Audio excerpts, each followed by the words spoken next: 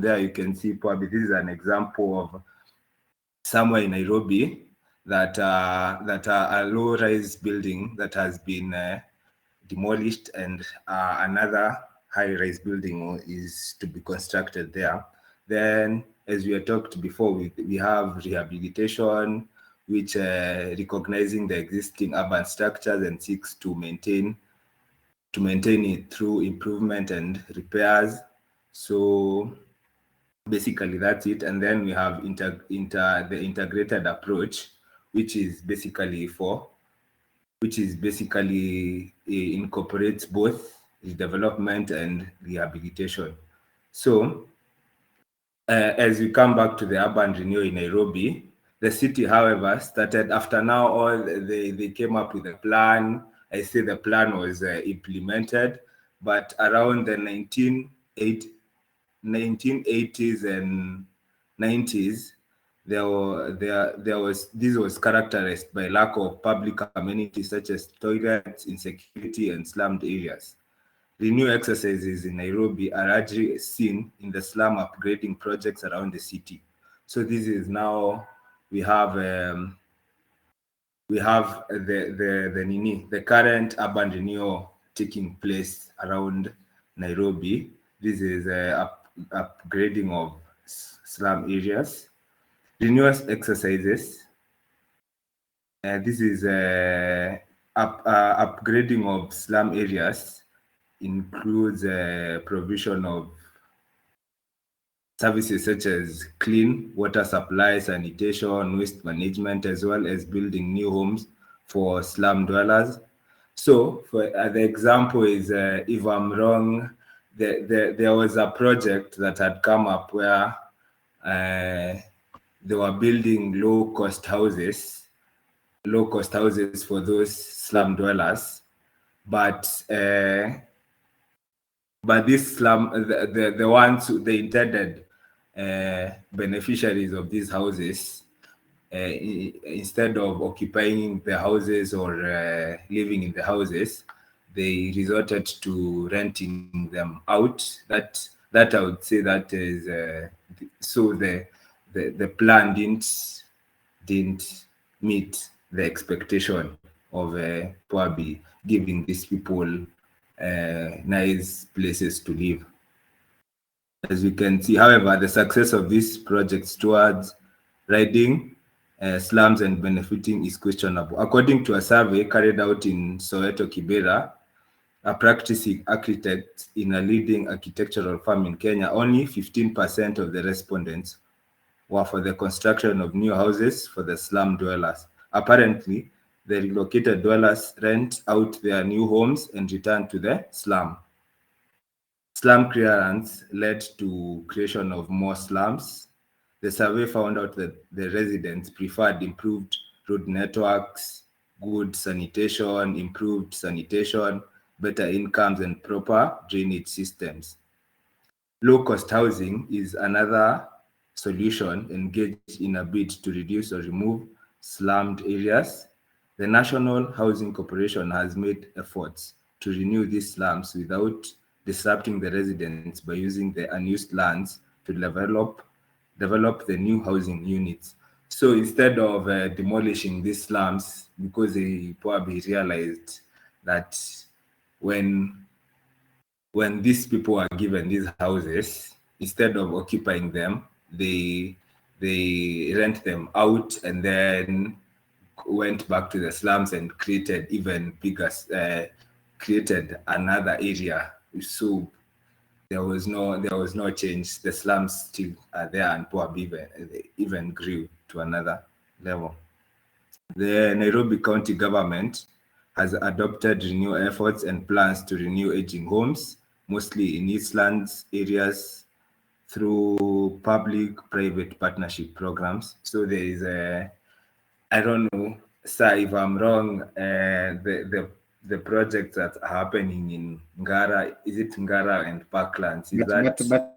But what I expected you to do, Yes. You see, you give me the theoretical part of it, the strategies Yes. and the policies that people come up with, and what really is implemented on the ground, so that we can know, yes, there was this strategy by this county or by this city or by this area, but this is what happened on the ground. So that's what I expected. As much as you give us about Nairobi and the slums, yes, and what the research that was done by some architect, that's better. But Yes. for the others, you should give us what was proposed and what Yes. was done. Yes. Because yes, the proposal was in Nairobi City. I think they were proposed. There were some proposals that painting of the building should be done, but how many buildings were painted or repainted? How many buildings were Uh, upgraded to the required standards? So those are the things I needed to see in now theoretical urban renewal, which is on paper, versus the reality on the yes. ground, which is now implementation stage.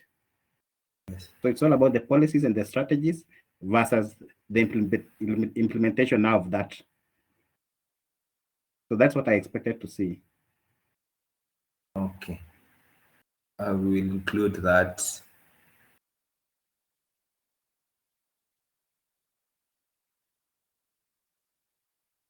Go to the next part, factors influencing the location of land use zones, so that you can work on that other part.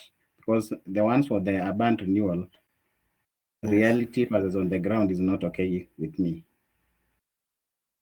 Okay. So we should Uh, include the policies You and see, how they were not. there were some proposals that this was supposed to be done. Was it done? Yes. Yes, Oh, you have to okay. follow up now whether it was done or not. And I need like for each group, I need to see like Yes. 10 of them for each group. Yes. Yes, because I know most of Okay. the counties had some proposals to improve their small towns or their cities or municipal councils, but that didn't happen in some, in others it happened. So all that now should be included in that part. Okay. Yes, Okay. so for So all on the to groups, you the should do that. Yes, for all the groups, you should include in the final document that I should receive by next week. so the last part is just a short part about factors influencing the location of land use zones. So one factor, we have three factors. That is what we discussed. We have land values, we have com- compatibility, and we have accessibility. So on the land values, for example, an industry industries will not prefer an area where the cost of land is very expensive if they require a large tracts of land. So that is heavy industries cannot afford high land values because they need lots of space. Then we have compatibility. Some functions need each other or benefit from each other, which makes them compatible, e.g., retail outlets and financial institution. So, for example, in the CBD, we will find that certain businesses that require probably financial services or the assistance of something in another industry will prefer to be in the same location with the other industry. Then we have accessibility. Yes, this is, for example, for retail outlets, accessibility to customers is most important in location. Customers must be able to get to the shops easily. So, and then the very last slide is just the benefits of providing low cost low cost income residents in a uh, gentrifying neighborhood. So we have the benefits are there: increased property values, community health, urban renewal, retaining and attracting local workers. Then we have the on so the next slide.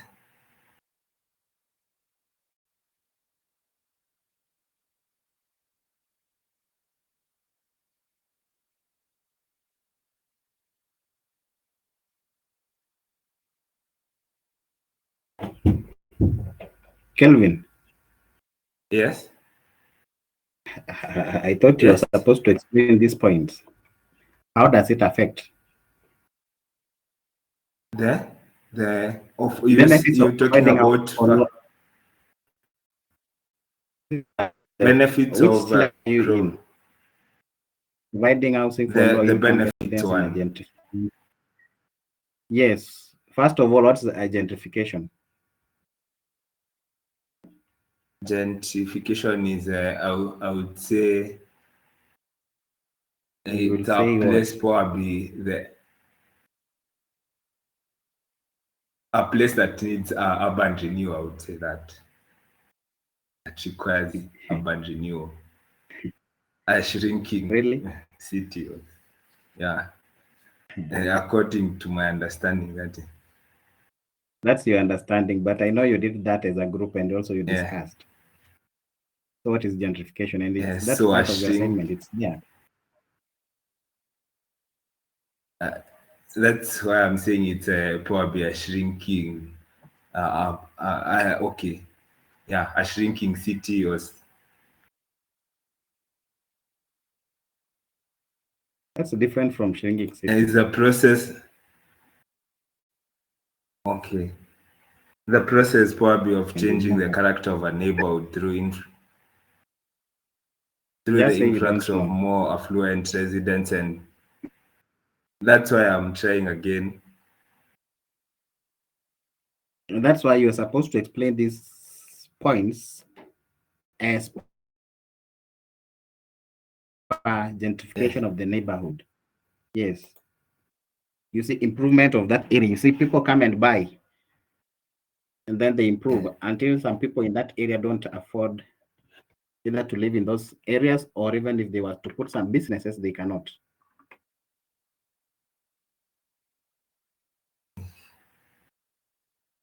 Yes. So just the way you see the way we are doing now, this housing plan, whereby you want to build so many houses in the low income areas or in the slums, and then people will buy. If Yes. somebody else come and decide to rent that house to you, that person was renting a Mabati building, maybe 3,000 per month, but you come with this improved low cost houses whereby somebody is supposed to pay 10,000. Will that person really afford? No, they cannot afford. So you're supposed to mention all that here because even the points are few for the benefits of providing housing for low income residents. So please also Yes. you consider that in your final document. Then the challenges. Okay. Then And for if the you find that question or challenges, if you find a question like that in the exam, if you find a question like that in the exam and you yeah, give me just that one point and don't explain and don't give me an example, I won't give you full marks. I won't give you full marks because the exam will be just an easy thing for you to do. It's mostly application and what we have done. So it's nothing new, no new questions, the same things that I've been asking here. So if you're supposed to give me an answer, please give me a detailed answer so that at least you get your marks. okay.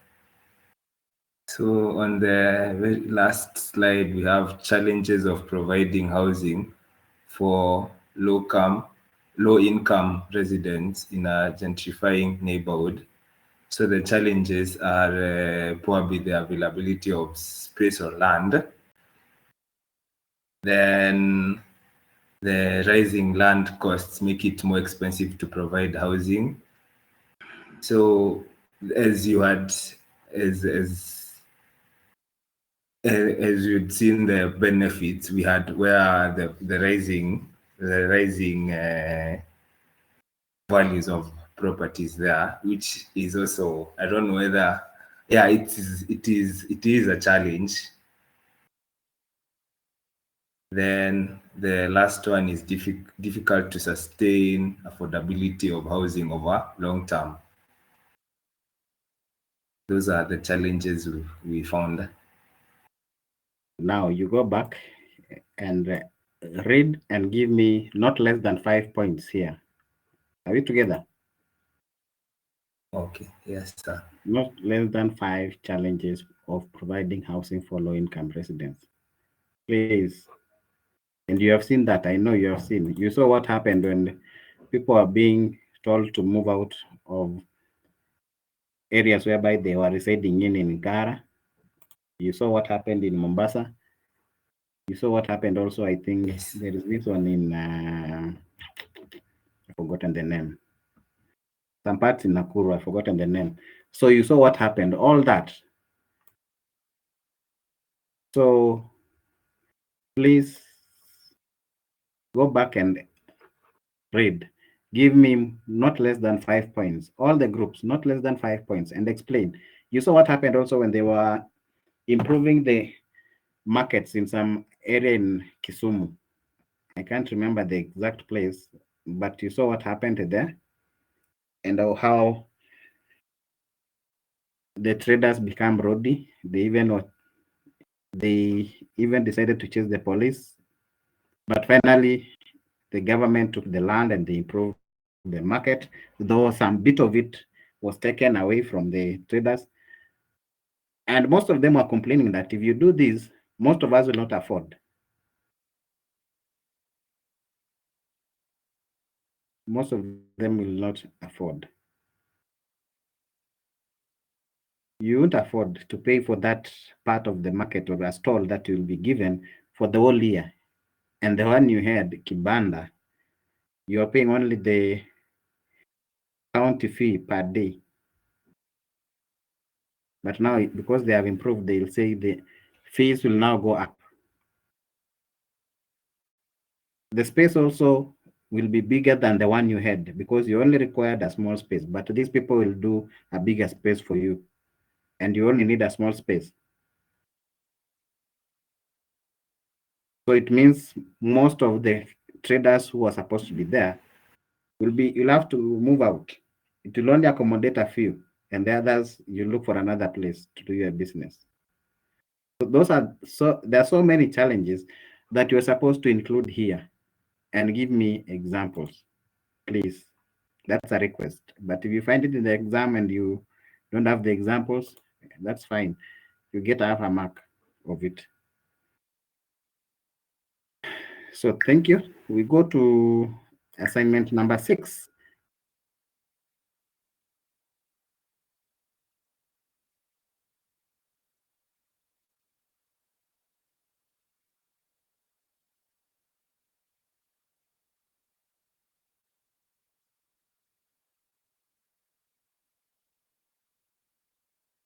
When those groups will be presenting, I won't interject because they were questions. So you only present the answers you have.